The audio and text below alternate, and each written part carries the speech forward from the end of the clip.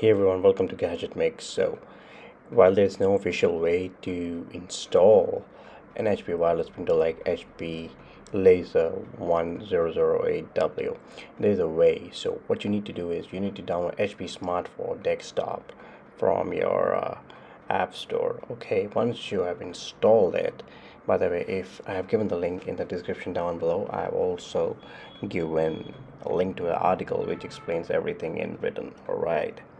So if you try to if you have already installed the printer using using a smartphone, you will have to your process will be pretty much streamlined.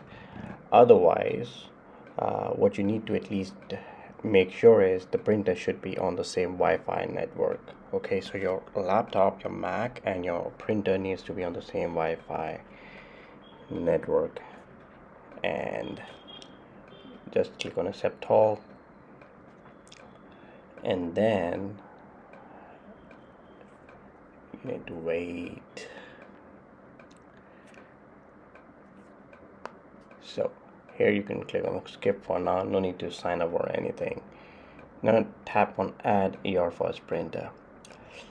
Since the printer is already connected to my network, I selected already connected.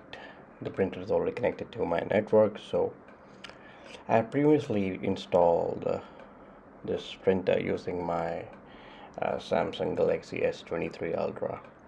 So on that as well, I installed the HP Smart app and I installed the printer that way. Anyway, it has found my printer. Click on tap, and here it will say that hey, everything is done. It will also show the ink levels. Here you go, estimated ink levels, and it says the printer is now ready. Now open a notepad or anything of that sort, and here from top down you need to select the HP Laser printer, which in my case is HP Laser 1008W. And once that's done, initially it's going to take some time to set everything up.